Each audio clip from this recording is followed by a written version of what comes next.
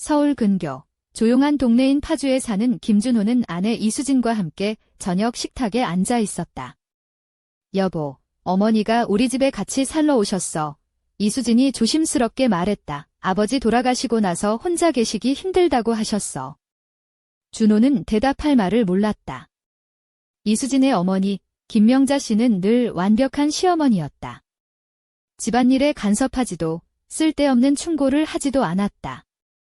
그런데 이제 갑자기 그분이 함께 살게 된다니 준호는 솔직히 복잡한 기분이었다. 네, 물론이지. 공간도 충분해. 그는 겨우 대답했다. 명자 씨는 일주일 뒤 파주 집에 도착했다. 준호는 그녀의 짐을 옮기며 그녀가 지난 1년 사이 많이 변한 것을 느꼈다.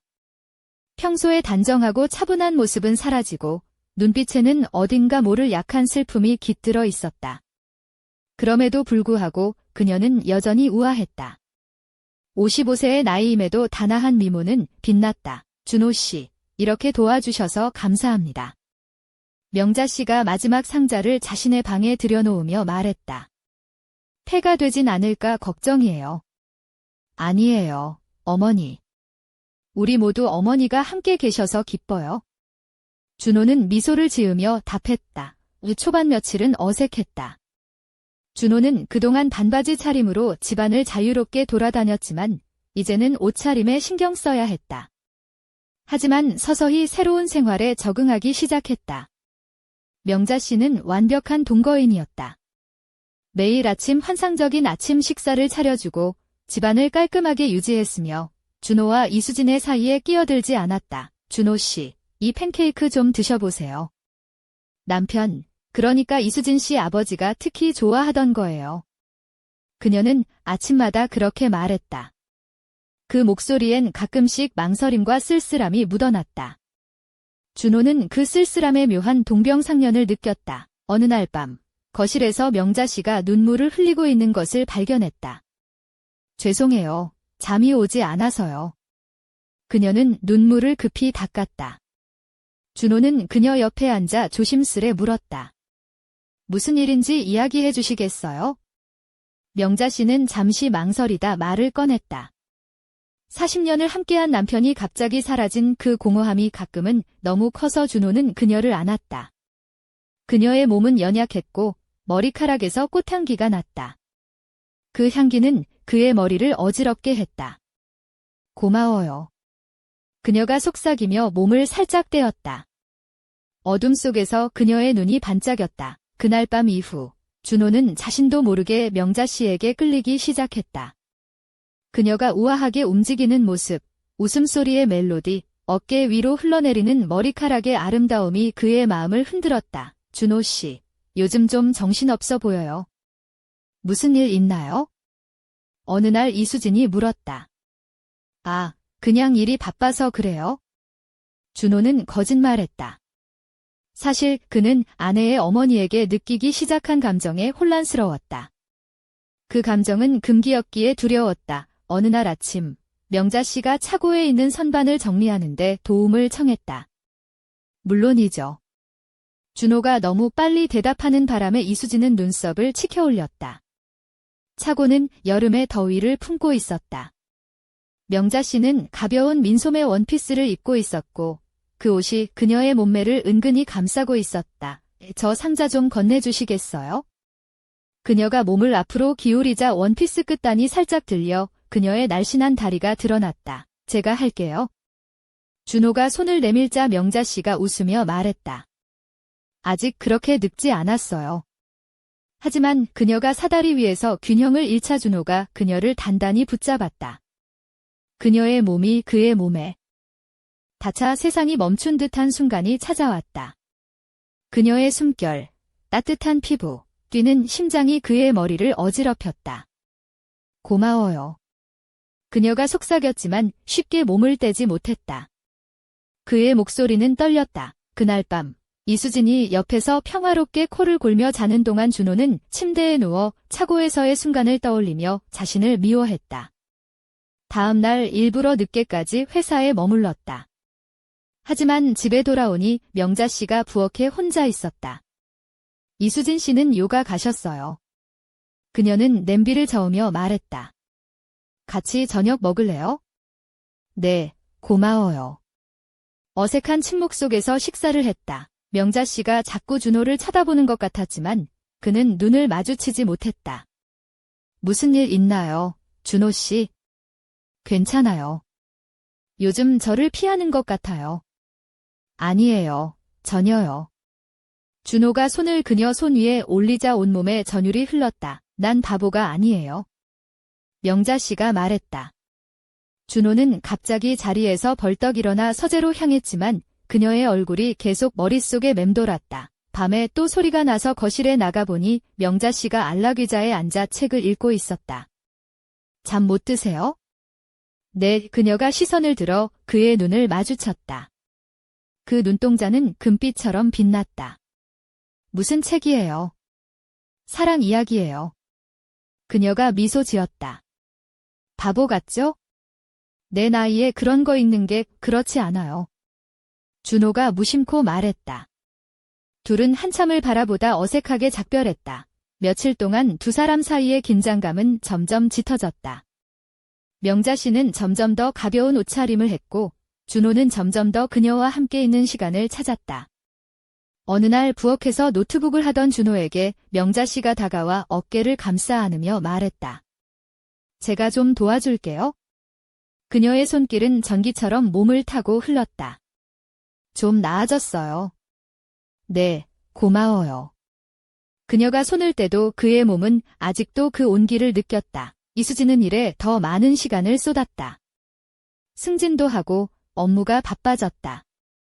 준호와 명자 씨는 점점 더 자주 둘만 남았다. 어느 저녁 명자 씨가 와인 한 잔을 권했다. 이수진 씨는 오늘 늦을 거래요. 준호는 거절해야 한다는 걸 알면서도 고개를 끄덕였다.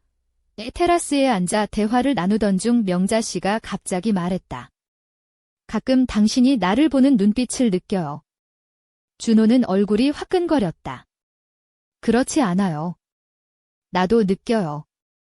우리 사이의 긴장감, 이 알 수 없는 화학작용. 준호는 벌떡 일어났다. 이런 얘기는 하면 안 돼요. 나이가 많아서, 당신 아내의 어머니라서. 왜 난 당신을 볼 때마다 미쳐버릴까요? 그녀는 눈을 크게 뜨고 별빛이 비친 눈동자로 그를 바라보았다. 준호는 손을 들어 멈춰달라 부탁하고 서재로 달려가 밤늦게까지 일했지만 그녀의 얼굴이 계속 떠올랐다. 다음 날 두 사람은 서로를 피하려 했지만 작은 집에서 피할 수 없었다. 부엌에서 마주친 두 사람. 명자 씨는 또 다른 민소매 원피스를 입고 있었고 준호는 샤워 후 상반신이 드러난 채였다. 괜찮아요. 명자 씨가 눈을 내리깔았지만 그의 가슴을 슬쩍 보는 눈길을 느꼈다. 그때 현관문이 열리며 이수진의 목소리가 들렸다. 나왔어. 준호는 욕실에서 오랫동안 샤워하며 그 집착을 씻어내려 했지만 쉽지 않았다. 그는 점점 깊은 사랑에 빠지고 있었고 명자 씨도 그 마음을 받아주고 있었다. 그것이 그를 가장 두렵게 했다. 여보, 시카고에서 컨퍼런스에 가게 됐어. 어느 아침 이수진이 말했다. 준호는 커피를 거의 삼킬 뻔했다. 명자 씨의 시선이 자신을 향해 있다는 생각에 긴장했다. 언제요? 내일이요. 갑작스러운 통보라. 미안해요. 하루 종일 그는 초조했다. 명자 씨와 단둘이 있는 생각이 두렵고도 설레었다. 이수진을 공항에 데려다주고 집에 돌아오니 명자 씨가 거실에서 책을 읽고 있었다. 편안한 실내복이 무릎을 살짝 드러내고 있었다. 떠났어요. 네, 이제 어떻게 할까요? 준호가 물었다. 우린 어른이에요. 아무것도 변하지 않아야 해요. 명자 씨가 마침내 그를 바라보았다. 그런데 왜 떨어요? 준호는 정말 떨고 있었다. 난 더 이상 못 참겠어요. 매일 당신을 보는 게, 가까이 있는 게 미칠 것 같아요. 그녀가 책을 내려놓고 몸을 앞으로 숙였다. 만지고 싶어요. 준호가 일어나 그녀 곁으로 다가갔다. 키스하고 싶어요. 당신에게 얼마나 빠졌는지 말해주고 싶어요. 그녀가 속삭였다. 그는 조심스레 그녀에게 키스했다. 그녀는 뜨거운 열정으로 답했다. 손은 그의 셔츠 밑으로 미끄러졌고 손가락은 머리카락에 얽혔다. 키스는 점점 깊어지고 숨결은 거칠어졌다. 우린 안 되잖아요. 준호가 목소리를 떨며 말했다. 하지만 난 더는 참을 수 없어요. 그녀가 더 꽉 끌어안았다. 거실에서 시작된 그들의 열정은 미친 듯이 타올랐다.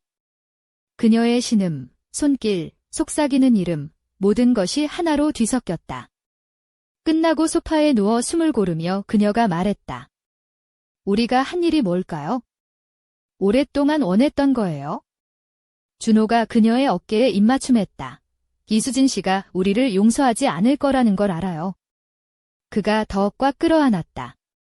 그래도 후회는 없어요. 그녀가 말했다. 그 말이 그를 가장 두렵게 했다. 두 사람은 며칠을 안개 속에서 보냈다. 아침을 함께하고 열정을 나누고 다시 아침을 먹었다. 현실은 존재하지 않는 것 같았다. 명자 씨가 샤워 중 준호에게 웃으며 말했다. 당신 덕분에 20년 젊어진 기분이에요. 당신과 있으면 나는 원해지는 남자가 돼요. 준호가 속삭였다. 그들은 거의 침실 밖으로 나가지 않았다. 모든 접촉이 새로움을 보여줬고 모든 키스는 첫 키스 같았다. 언제부터였나요? 명자 씨가 그의 품에 누워 물었다. 준호가 대답했다. 내가 울고 있을 때였어. 그때부터 뭔가 변했지? 난 내 마음을 인정하기 두려웠을 뿐. 후 그녀가 고개를 돌렸다. 나도 내가 이사 도와줄 때 사랑에 빠졌어. 당신은 너무 다정했어. 그들은 다시 키스를 나누었지만 갑자기 전화벨이 울렸다. 이수진의 목소리였다. 여보, 오늘 돌아와. 컨퍼런스가 하루 빨리 끝났어. 두 사람은 공포에 휩싸여 서로를 바라봤다. 최고야. 준호가 가까스로 말했다. 6시에 마중 나와 줘 알았어요. 전화를 끊고 준호가 명자 씨를 보니 그녀는 침대에 누워 하얀 시트로 몸을 감싼 채 취약한 모습이었다. 이제 어쩌죠? 그녀가 낮은 목소리로 물었다. 모르겠어요. 준호가 그녀 옆에 앉았다. 하지만 멈출 수 없어요. 멈추고 싶지도 않아요. 준호 씨, 당신은 내 딸의 남편이고 난 당신을 사랑해요. 그녀가 말했다. 준호는 깜짝 놀랐다. 그 말 하지 마요. 그게 진실이니까요. 나도 당신을 사랑해요. 그리고 그 말이 모든 걸 더 복잡하게 만들었다. 그날 하루 종일 두 사람은 집안을 정리하며 범죄 현장을 치우는 듯 했다. 범죄 흔적을 지우는 것 같아요. 명자 씨가 씁쓸하게 웃었다. 사랑이 범죄인가요? 우리에게는 그래요.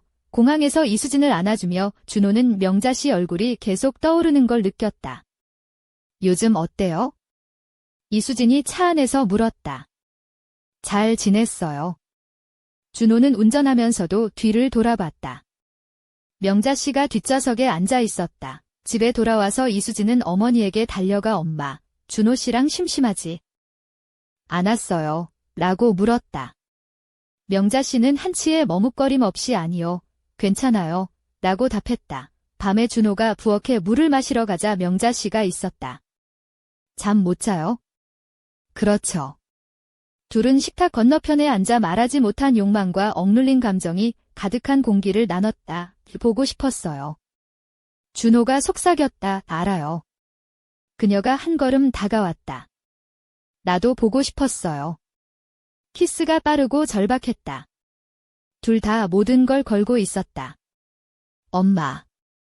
이수진의 목소리가 복도에서 들려 둘은 놀라 몸을 떴다. 있었어요. 네, 여보. 명자 씨가 대답했다. 준호는 물을 마시고 그녀가 떠나는 모습을 지켜보며 자신들이 감정의 감옥에 갇혔음을 깨달았다. 그리고 도망칠 길이 없다는 것도 알았다. 며칠이 지나면서 그들의 고통스러운 사랑은 더욱 깊어졌다. 부엌에서 우연히 스치는 손길, 차고에서 훔치는 키스, 슈퍼마켓에서 장 보러 가는 척하는 만남이 이어졌다. 변했네요. 어느 아침 이수진이 말했다. 정말 더 행복해 보여요. 준호는 무심한 척했다. 일이 잘 풀려서 그런가 봐요. 명자 씨도 생각에 잠긴 듯 했다. 더 젊어진 것 같아요. 화장도 다시 시작했고요. 준호는 전날 밤 이수진이 요가에 간 사이 명자 씨의 입술에 키스했던 순간을 떠올렸다. 그들은 점점 더 무모해지고 있었다. 열정이 이성을 흐리게 하고 위험을 감수하게 했다. 얘기 좀 해야겠어요. 명자 씨가 모텔에서의 또 다른 은밀한 만남 후 말했다. 이대로는 안 돼요. 알아요. 준호가 그녀를 안았다. 하지만 당신 없이는 못 살아요. 그리고 이수진 씨도 사랑해요. 준호가 덧붙였다. 명자 씨는 침묵했다. 준호는 아내에 대한 사랑이 의무감과 습관으로 변해가고 있음을 느꼈다. 하지만 명자 씨에 대한 감정은 뜨겁고 진짜였다. 어딘가 떠날까요? 갑자기 제안했다. 멀리 가서 새 삶을 시작하는 거예요. 딸의 마음을 아프게 하겠지만. 명자 씨가 씁쓸히 웃었다. 그게 좋은 엄마인가요? 지금도 매일 거짓말하며 딸의 마음을 부수고 있잖아요. 그때 전화벨이 울렸다. 여보, 좋은 소식 있어요. 이수진의 목소리는 설렘으로 가득했다. 승진했어요. LA 본사로 가게 됐어요. 엄마도 함께 갈 수 있답니다. 준호의 몸에 한기가 돌았다. 명자 씨도 모든 걸 들었다. 모텔방 안은 침묵에 휩싸였다. 준호는 허탈한 목소리로 말했다. 한 달 후에 집을 알아보기 시작했어요. 전화 후 두 사람은 오래도록 아무 말 없이 있었다. 이게 해답인가 봐요. 명자 씨가 마침내 말했다. 운명이 우리를 결정했어요. 아니에요. 준호가 어깨를 잡았다. 당신을 잃고 싶지 않아요. 하지만 딸의 인생도 망치고 싶지 않아요. 명자 씨가 그를 키스했다. 아름다운 꿈이었어요. 준호 씨, 이제 깨야 해요. 준호는 그녀의 얼굴과 목, 어깨에 키스하며 사랑해요. 라고 속삭였다. 그 마지막 순간, 둘은 눈빛과 손길, 모든 순간을 마음에 새겼다. 시간은 멈춘 듯 했다. 그들의 금지된 사랑에 작별을 고하기 위해 진짜 사랑은 놓아줄 줄 아는 거래요. 그런데 내가 진짜 사랑하지 않으면 어쩌죠? 그녀가 천장을 바라보며 말했다. 그녀가 몸을 돌려 그를 바라보았다. 만약 내가 당신과 도망치는 걸 받아들인다면 딸의 인생을 망쳤다는 생각을 안고 살 수 있나요? 준호는 말없이 고개를 끄덕였다. 그 순간 또 전화벨이 울렸다. 여보, 완벽한 집을 찾았어요. 방 3개에 큰 정원이 있대요. 사진 보여줄까요? 네. 준호가 명자 씨를 바라보며 대답했다. 그날 밤, 그녀가 옷을 입고 문 쪽으로 걸어가려 하자 준호가 손을 잡았다. 정말 끝인가요? 그녀가 달콤하면서도 슬픈 키스를 했다. 아름다운 시작이었어요. 다만 시기가 잘못됐을 뿐 준호는 그녀가 맞다고 생각했다. 때로 사랑은 얻는 것보다 포기하는 것으로 측정된다. 그러나 준호 마음 한켠에는 알고 있었다. 라에도 모텔이 있고 또 다른 기회와 외로움이 있을 것이며 그런 사랑은 죽지 않고 함께 사는 법을 배워야 한다는 것을. 한여름 밤, 파주 집거실에는 은은한 조명이 감돌았다. 명자 씨는 검은색 실크 블라우스와 허벅지 중간까지 오는 차콜 그레이 미니스커트를 입고 있었다. 발끝에는 은은하게 반짝이는 검정 하이힐, 손목에는 은빛 팔찌가 반짝였다.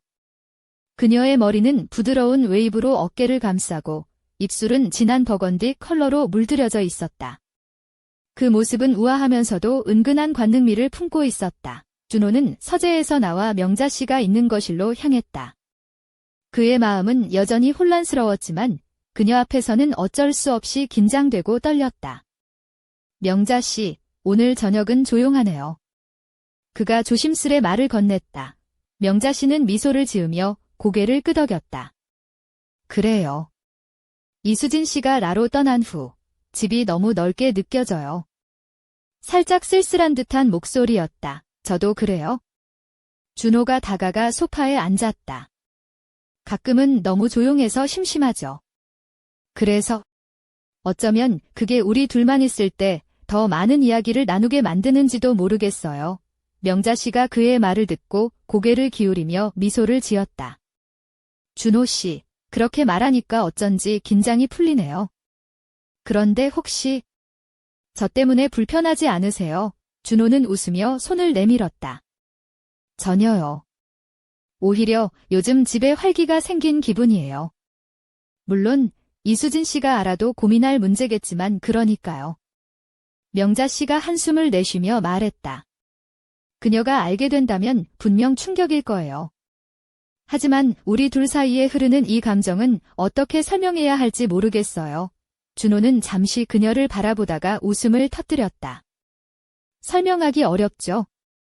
마치 김치찌개 속에 들어간 단맛 같은 거예요. 겉보기엔 어울리지 않지만 맛을 보면 이상하게 끌리죠. 하하, 너무 이상한 비유인가요? 명자 씨도 웃음을 터뜨렸다. 그래서 제가 김치찌개에 설탕을 넣는 걸 싫어하는 거예요. 하지만 당신의 비유는 참 맛깔나요. 두 사람 사이의 긴장이 한층 누그러지고 분위기는 부드럽게 변했다. 그때 준호의 휴대전화가 진동을 울렸다. 화면에는 이수진이라는 이름이 떴다. 여보, 오늘 저녁에 잠깐 통화할 수 있을까요? 이수진의 목소리가 반가우면서도 약간은 피곤해 보였다. 물론이죠. 준호가 대답하며 명자 씨를 바라봤다. 그녀 역시 조용히 고개를 끄덕였다. 통화가 끝난 후 준호가 한숨을 내쉬며 말했다. 이수진 씨도 많이 힘들겠죠? 새로운 환경에 적응하느라 명자 씨가 눈을 감았다가 뜨며 말했다. 우리 모두 새로운 시작 앞에 서 있지만 마음속 깊은 곳에는 아직도 해결되지 않은 감정들이 있네요. 준호는 갑자기 명자 씨의 손을 잡았다. 명자 씨, 우리가 이렇게 계속 지내면 어떤 일이 벌어질까요? 그녀가 눈을 크게 뜨며 대답했다. 아마도 우리는 결국 모든 것을 걸어야 할 거예요. 하지만 그 대가는 상상하기도 무서워요. 준호는 침묵 속에서 그녀의 손을 꽉 쥐었다. 그리고 문득 거실 한쪽 벽에 걸려있는 오래된 가족 사진 속에서 무언가 이상한 점을 발견했다. 사진 속 명자 씨 뒤에 희미하게 보이는 그림자 같은 형체가 있었다. 이건 뭐지? 준호가 중얼거렸다. 명자 씨가 그의 시선을 따라 사진을 바라보았다. 눈빛이 순간 흔들렸다. 그건 그냥 그림자예요. 아무것도 아니에요. 하지만 준호의 마음속에는 이미 새로운 미스터리가 싹트고 있었다. 이 조용한 집, 그 안에 숨겨진 또 다른 비밀이 존재한다는 느낌이 들었다. 바깥에서는 천둥이 몰아치기 시작했다. 번개가 거세게 창문을 때리며 두 사람의 운명을 예고하는 듯 했다. 여름비가 쏟아지는 파주의 밤, 김준호는 거실 창가에 서서 빗소리를 들으며 깊은 생각에 잠겼다. 명자 씨와 나눈 대화와 사진 속 그림자 같은 형체가 머릿속을 떠나지 않았다. 그의 손에는 어젯밤 그녀가 건넨 은빛 팔찌가 조심스레 감겨 있었다. 그 팔찌는 그녀의 손목에서 떨어진 것이 아니라 마치 그와의 끈을 상징하는 듯했다. 명자 씨는 부드러운 실크 잠옷 차림이었다. 하얀빛 피부가 조명 아래 은은하게 빛났고 어깨에 흘러내린 머리카락은 촉촉한 빗방울처럼 윤기가 흘렀다. 그녀는 소파에 앉아 조용히 책을 읽고 있었지만 눈빛은 자꾸 준호를 향했다. 그 눈빛은 마치 비밀을 간직한 듯 깊고도 아련했다. 준호 씨, 왜 이렇게 멍하니 있어요? 오늘따라 너무 진지한데? 명자 씨가 농담처럼 말을 건넸다. 준호는 웃으며 대답했다. 비가 와서 그런가 봐요. 분위기가 너무 무거워서. 마치 우리 둘만의 드라마 속 주인공 같아요. 명자 씨가 눈을 깜박이며 말했다. 그럼 난 악역인가요? 아니면 비밀을 숨긴 미스터리 인물. 당신은 당연히 매력적인 미스터리죠. 하지만 악역은 절대 안 돼요. 그건 제가 맡을게요. 준호가 익살스럽게 윙크를 했다. 그러나 그들의 대화는 곧 어둠 속으로 깊어졌다. 명자 씨가 무언가를 결심한 듯 천천히 입을 열었다. 준호 씨, 사실은 저에게도 말하지 못한 일이 있어요. 아버지 돌아가시기 전 우리 가족에게도 큰 비밀이 있었죠. 준호가 놀라서 물었다. 비밀요? 그건 오래된 일이라 쉽게 말할 수 없어요. 하지만 그 비밀이 우리 삶을 계속 따라다니는 것 같아요. 그녀는 잠시 말을 멈추고 창밖을 바라봤다. 그림자처럼 준호는 마음속 깊은 곳에서 무언가가 꿈틀거리는 것을 느꼈다. 그림자라? 우리 둘 사이 감정만큼 무거운가 봐요. 명자 씨가 고개를 끄덕이며 말했다. 그렇죠. 사랑도 때로는 어둠과 빛 사이를 걷는 일인 것 같아요. 두 사람은 서로의 눈빛을 마주치며 말없이 시간을 보냈다. 그러다 갑자기 집안 전등이 깜빡이며 꺼졌다 켜졌다를 반복했다. 이런 정전인가 봐요. 준호가 말했다. 명자 씨는 살짝 웃으며 말했다. 이런 분위기면 아까 그 미스터리 인물 같은 저도 무섭게 느껴지죠. 준호가 손전등을 켜며 말했다. 무서워도 괜찮아요. 제가 있으니까요. 혹시 괜찮다면 오늘 밤 우리 둘만의 작은 탐험을 해볼까요? 명자 씨의 눈이 반짝였다. 탐험이라니 재미있겠네요. 하지만 무슨 탐험이에요? 준호는 휴대전화 플래시를 켜며 말했다. 그림자 속에 숨겨진 비밀을 찾아보는 거죠. 어쩌면 우리 사랑보다 더 깊은 이야기일지도 몰라요. 그 순간 집 한켠에서 낡은 문이 삐걱거리며 열리는 소리가 들렸다. 두 사람은 동시에 소리에 놀라 서로를 바라보았다. 누구지? 명자 씨가 긴장한 목소리로 물었다. 준호는 천천히 걸음을 옮기며 말했다. 우리 둘만 있는 줄 알았는데 이 집에 또 누군가가 있는 건가 봐요. 바깥의 천둥이 다시 한번 굉음을 내며 두 사람의 심장을 두근거리게 했다. 미스터리가 점점 짙어져 갔다. 이 밤 파주 외딴 집에서 벌어질 이야기는 이제 막 시작되려 하고 있었다. 깜깜한 복도 끝에서 희미한 발자국 소리가 울렸다. 김준호와 명자 씨는 서로의 눈을 교환하며 조심스레 소리가 나는 방향으로 다가갔다. 준호가 휴대전화 플래시를 강하게 비추자 낡은 문틈 사이로 희미한 불빛이 새어나왔다. 누구세요? 준호가 목소리를 낮추며 물었다. 이 문이 천천히 열리면서 낡은 한복을 입은 할머니가 어색한 미소를 지으며 나타났다. 그녀의 머리는 희끗희끗했고 눈가에는 세월의 주름이 깊게 패여 있었다. 은은한 한방향이 주변을 감쌌다. 죄송해요. 놀라게 해서. 이 집에 오래전부터 살던 사람인데. 할머니가 말을 잇지 못하고 머뭇거렸다. 명자 씨가 조심스럽게 다가가 말했다. 어머님, 이렇게 늦은 시간에 여긴 어떻게 오셨나요? 저는 이 집의 전주인 박순자라고 합니다. 이 집과 이 가족에 얽힌 오래된 이야기가 있어요. 그녀의 목소리는 떨렸지만 눈빛은 단호했다. 준호가 어리둥절한 표정으로 물었다. 오래된 이야기요? 어떤 이야기인데요? 박순자 할머니는 잠시 눈을 감았다가 다시 떴다. 이 집에는 한때 비밀이 숨겨져 있었고 그 비밀은 사랑과 배신, 그리고 복수의 이야기로 얽혀 있어요. 당신들과 명자 씨의 감정도 어쩌면 그 오래된 그림자의 일부일지도 모르죠. 명자 씨의 얼굴이 창백해졌다. 그림자. 그 말은 맞아요. 그 그림자는 단순한 상징이 아니에요. 그건 이 집을 지키는 무언가, 혹은 누군가예요. 박순자 할머니는 조용히 덧붙였다. 준호가 숨을 고르며 말했다. 이 집에 무슨 일이 있었길래 이런 비밀이? 박순자 할머니는 한숨을 쉬며 말했다. 수십 년 전 이 집에서 일어난 사건이 지금까지 이 가족을 따라다니고 있답니다. 그 사건이 해결되지 않은 한 이 집의 평화는 없을 거예요. 명자 씨가 떨리는 목소리로 말했다. 그 사건이 우리 가족과 무슨 관련이 있나요? 박순자 할머니가 조용히 대답했다. 그것은 바로 그 순간 집 밖에서 갑작스럽게 자동차 경적 소리가 울려 퍼졌다. 모두가 깜짝 놀라 창밖을 바라보았다. 어둠 속에서 한 대의 검은색 승용차가 빠르게 집 쪽으로 다가오고 있었다. 누구지? 준호가 경계하며 물었다. 박순자 할머니가 얼굴을 굳히며 말했다. 그건 시간이 다 됐다는 신호일지도 몰라요. 명자 씨가 준호의 손을 꼭 잡았다. 준호 씨, 우리 이 비밀을 끝까지 밝혀야 해요. 이제 도망칠 수 없어요. 준호는 굳은 결심을 다지며 말했다. 그래요. 명자 씨, 우리가 함께라면 어떤 그림자도 이겨낼 수 있을 거예요. 검은 차가 집 앞에 멈추자 차문이 열리고 한 남자가 내렸다. 그의 눈빛은 날카로웠고 입가에는 미소가 떠올랐다. 그는 두 사람을 향해 천천히 걸어왔다. 오랜만입니다. 김준호 씨, 김명자 씨. 그 순간 비밀의 문이 다시 한번 열렸고 운명의 장막이 천천히 걷히기 시작했다.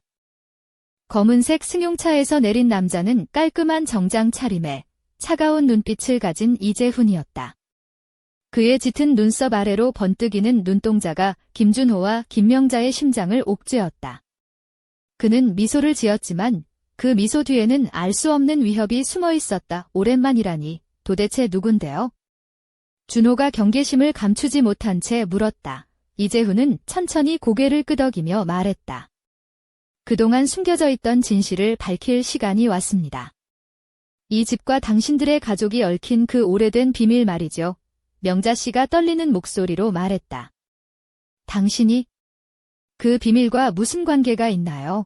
저야말로 그 비밀의 중심에 있었던 사람입니다. 이재훈가 말했다. 당신들이 몰랐던 오래전의 사건을 이제는 알아야 할 때가 되었죠. 준호는 마음속에서 무언가가 끓어오르는 것을 느끼며 말했다. 우리 가족을 괴롭혀온 그 비밀, 지금 당장 밝혀줘요. 이재훈은 천천히 차고 쪽을 가리켰다. 그 비밀은 바로 저 차고 안에 숨겨져 있습니다. 하지만 함부로 들여다보면 큰일 나요. 왜냐하면 그 순간 차고 문이 덜컹거리며 스스로 열리기 시작했다. 안에서 차가운 바람이 불어나왔고 오래된 먼지 냄새와 함께 무언가 부서지는 소리가 들렸다. 뭐야, 이게? 명자 씨가 놀라서 뒤로 물러섰다. 준호는 이재훈을 바라보며 결연한 표정으로 말했다. 우리 직접 가서 확인합시다. 이 세 사람은 차고 쪽으로 조심스럽게 다가갔다. 어둠 속에서 무거운 공기가 흘렀고 발걸음 소리마저 크게 들렸다. 차고 문이 완전히 열리자 그 안에는 낡은 상자들과 먼지 쌓인 가구들이 가득했다. 여기서 발견된 문서들이 바로 그 비밀의 열쇠입니다. 이재훈이 말했다. 이것들을 통해 과거의 진실을 마주해야 합니다. 준호가 상자를 열자 오래된 편지들과 흑백 사진들이 쏟아져 나왔다. 사진 속에는 젊은 시절의 명자 씨와 당시 알 수 없는 남자의 모습이 담겨 있었다. 편지 속 글씨는 삐뚤삐뚤했지만 내용은 분명했다. 이게 뭐죠? 명자 씨가 젊었을 때. 준호가 의아해하며 말했다. 명자 씨는 한숨을 쉬며 말했다. 이 편지들은 아버지께서 돌아가시기 전 몰래 주고받았던 서신이에요. 그리고 저 남자는 그는 아버지의 가장 친한 친구였고 동시에 우리 가족과 얽힌 비밀스러운 관계의 중심 인물이었죠. 이재훈이 냉소적으로 말했다. 그 순간 집 밖에서 갑작스런 자동차 경적 소리가 울려 퍼졌다. 모두가 긴장하며 밖을 바라보았다. 어둠 속에서 또 다른 인물이 천천히 집으로 다가오고 있었다. 이제야 진짜 이야기가 시작되는군요. 명자 씨가 떨리는 목소리로 말했다. 준호는 손에 쥐고 있던 편지를 바닥에 떨어뜨리며 결심했다. 우리 가족의 과거와 마주하고 이 미스터리를 끝내야 합니다. 그때 집안 전등이 갑자기 꺼지며 모든 것이 암흑에 잠겼다. 그리고 문틈 사이로 알 수 없는 그림자가 서서히 다가오고 있었다.